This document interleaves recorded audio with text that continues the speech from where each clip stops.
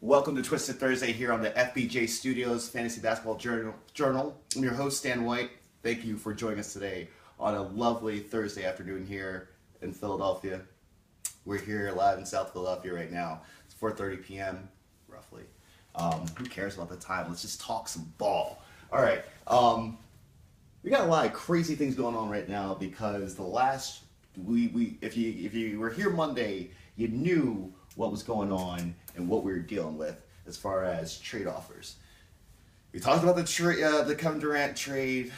We talked about the process of it, how we wanted to go full hinky mode, how we wanted to go just completely obliterate the league with a shocker, and I would be able to dump off some guys in the process. So we know that trade got vetoed. So last night, all that happened. Trade offers like a motherfucker. Like, I can't hold back on that. It was just crazy. Believe overall there were 3 or 4 trade offers proposed. I woke up to 3 and I had one last night. So 4 trade offers within the span of a day. I'm a little burned out, so we're going to spend part 1 today talking about all this and then some. So let's just get right into it. The first trade offer that was proposed that I shot down after I did a little number crunching was, you see here on the board, it's for Kevin Durant still, the second best fantasy player in the league. My correction, Kevin Love is the #1 producing fantasy player per ESPN Fantasy Scoring. That's the league that we're using. That's the platform that we're using. ESPN Fantasy Sports. Hat tip. Good job, you guys.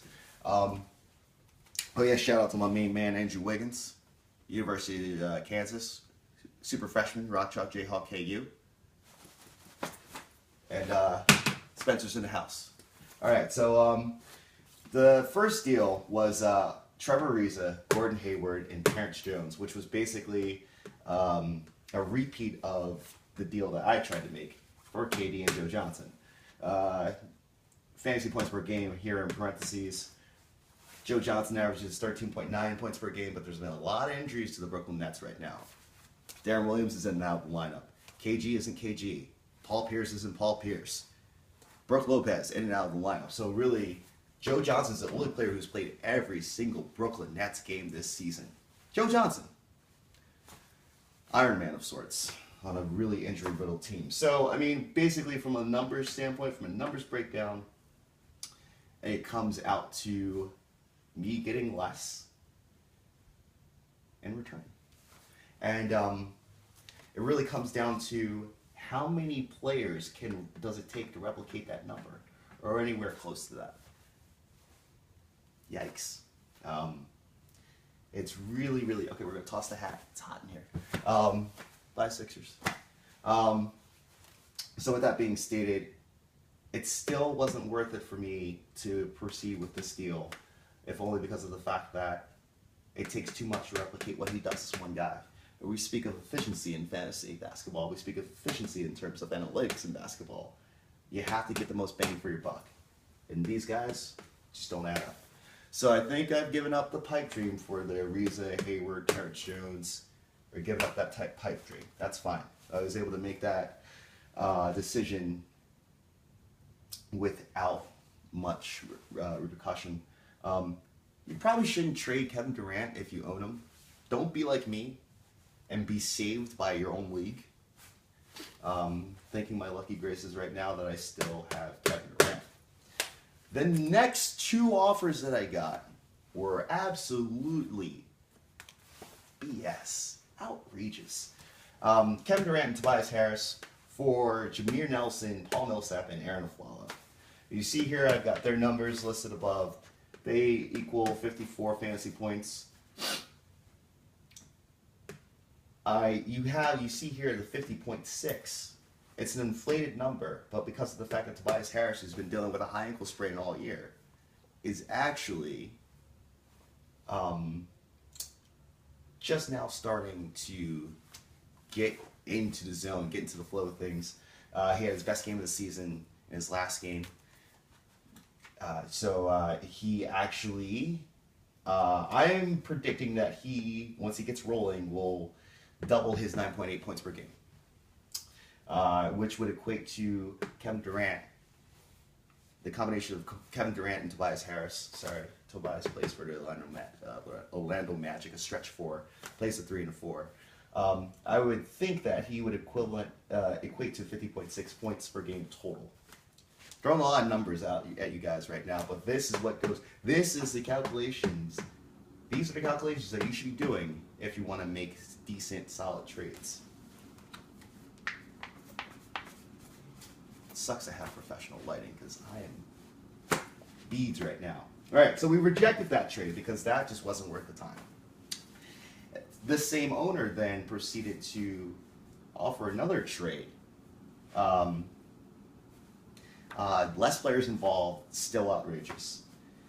This one was even worse. Joakim Noah and Aaron Aflalo again. I don't know why he's trying to shove Aflalo on me, but I am not the biggest proponent of 3-and-D guys that last year had trouble shooting the ball effectively. So with that in mind, I'm scared of having Aflalo on my team. Paul Millsap is playing out of his mind right now, and he might be around this deal. Sorry.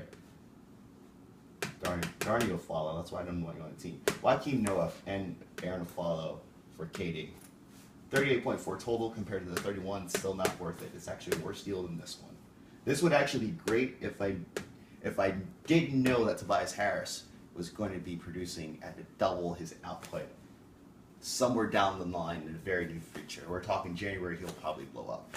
I believe he's only owned in, his numbers have jumped recently.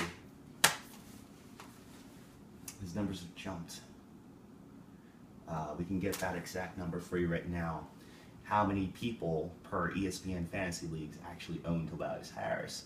And as we see here, it is actually 65.2. His numbers have jumped within the last 2 days. Within the last day, 24.3% of owners have actually picked him up. So he's actually a hot commodity at this point.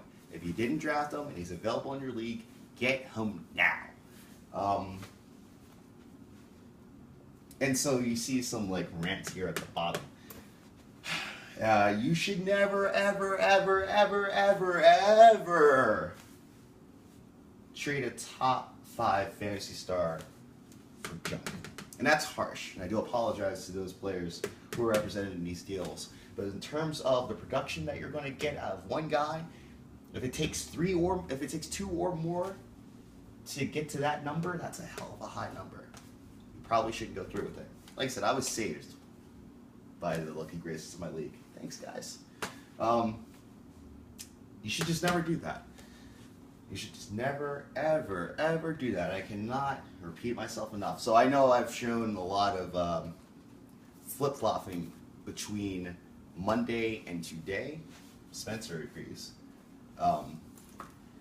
Between wanting to go crazy with just blowing up my entire team because of the fact that I am 1 game under 500 after starting out the year 3-1. So I'm on a 3-game losing streak, and this matchup means a lot. We've pretty much given up on the Kevin Durant trade dream because of the fact that the matchup that we're in right now, we're down. We're actually up. Let me get you an actual box score here.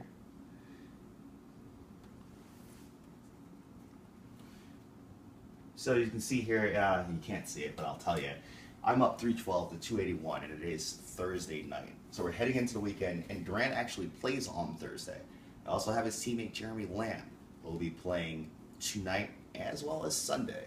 Sunday is an important day of the week. It's the last day of the week. It's the last day games are played, counted towards fantasy point allotment for that week. So I need both of those guys, and I need Durant more than ever. So that'll do it for part 1A for this afternoon. There's more trade talk to come, I swear, guys. We're not done with this yet, because the actual trade encounter that went down is not what you think. That's coming up next.